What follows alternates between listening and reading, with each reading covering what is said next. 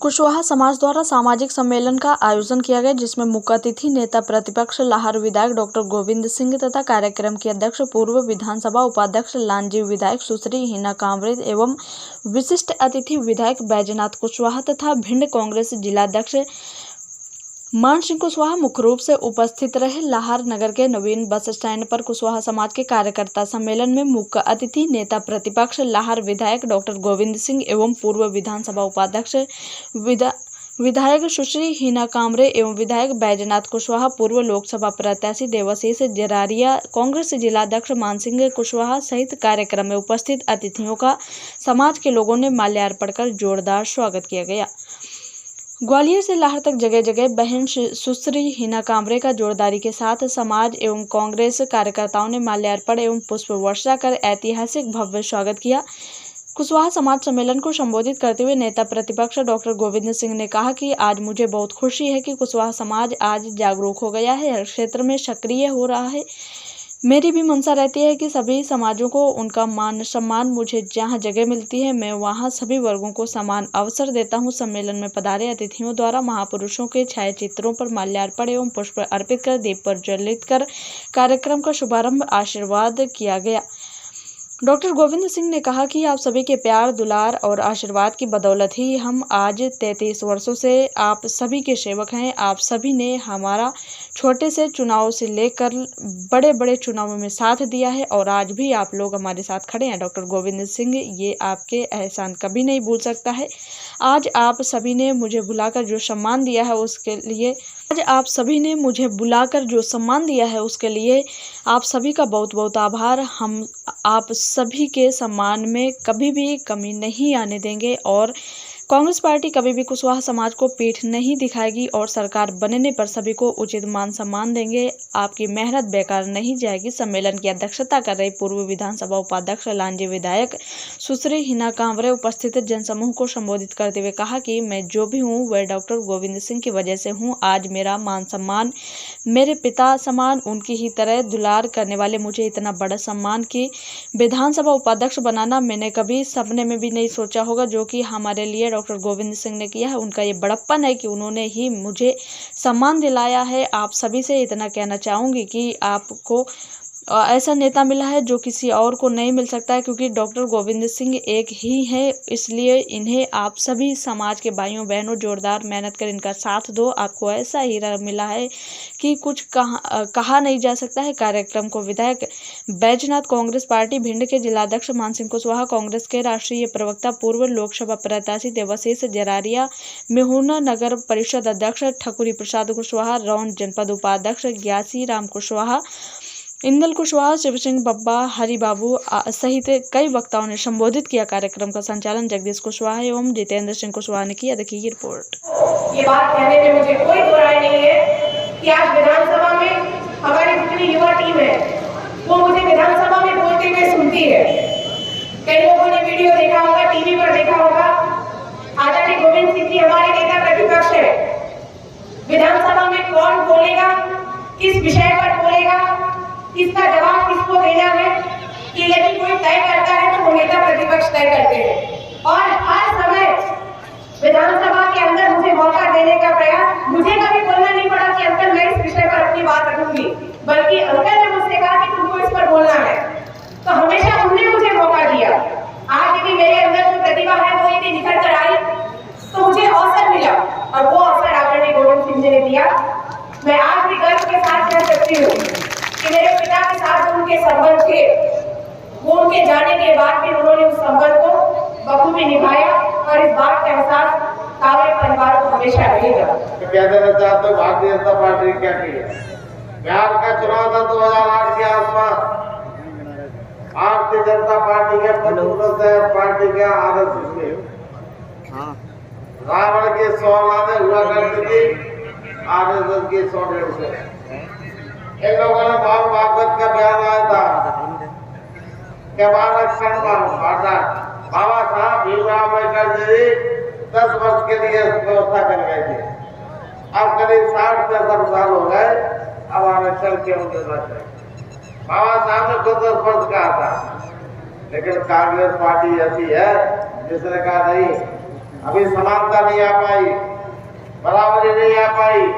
जिस मुल्क में रहने वाले अगर 80% गरीब रहेंगे, 80% लोग संविधान अधिकारों के वंचित रहेंगे, उनको बराबरी का सम्मान, सरकार में हिस्सेदारी, शासकीय अधिकारी कर्मचारियों की हिस्सेदारी में बराबर हिस्सा नहीं मिलेगा, वो लोग नहीं पढ़ पाएंगे। इसलिए कांग्रेस पार्टी के हमारे नेता उस वक्त पंडित जवाहरलाल नेहरू, महात्मा गांधी ने इस प्रकार का संविधान बनाने का निर्देश डॉक्टर भीमराव अम्बेडकर को दिया और उनसे एक निर्देश भी दिए कि संविधान सभा का अध्यक्ष केवल इसलिए बनाया था ताकि दलित समाज जो हमेशा से पिछड़ा शोषण रहा है, कमजोर वर्ग के लोग रहे, पिछड़े वर्ग के लोग, उनको न्याय दिलाने का उस समाज का व्यक्ति बैठेगा तो उसके हिसाब से अन्याय नहीं होगा। जो कानून है वो बराबर का हिस्सा मिलेगा, सबको समानता। आज बराबर है। आज एक वोट महाराजा का था, एक वोट आपका है। आप सब 100 अधिकार समानता के। आप डॉक्टर राम मनोहर लोहिया जब आजादी के तत्काल बाद जब महारानी सिंधिया ने दिया लोकसभा का चुनाव, तो डॉक्टर लोहिया ने संदेश गरीबों को देने का काम किया कि आप लोग अपने अधिकार दे दो, आप तुम गरीब कमजोर नहीं है, अब राजा महाराजा का बराबर आप सब कैटेगरी हो, जितने लोग हो सब शक्तिशाली हो। इसलिए हमने राजमाता सिंधिया के खिलाफ सबको बेहतरानी को चुनाव ताकि लोग जान जाए कि राजमाता महारानी के खिलाफ आज संविधान जो डॉक्टर लोहिया जी, जयप्रकाश नारायण, अम्बेडकर जी और नेहरू और महात्मा गांधी ने दिया है, उसका सम्मान। सम्मानित साथियों, निश्चित तौर पर डॉक्टर साहब को व्यस्तता के चक्कर में और दूसरे कार्यक्रम में जाना है, इसलिए भोपाल निकलना है, इसलिए हम लोगों के बीच से जा रहे हैं। लेकिन हम लोग हमारे बीच में इतने दूर से चलकर आए हमारी पार्टी के नेता सुश्री बहन हिना कांबरे जी को सुनेंगे। और निश्चित तौर पर मैं आप लोगों से कहना चाहता हूँ, हम सब लोग घर परिवार में बैठे हैं। मैं आपसे एक चीज पूछना चाहता हूँ, अपने यहाँ विवाह शादियां होती है, यदि आपके यहाँ कोई 10 रुपए का नोटा लिखा जाए तो आप उसको 11 रुपए लिखाने जाते हो कि नहीं जाते हो?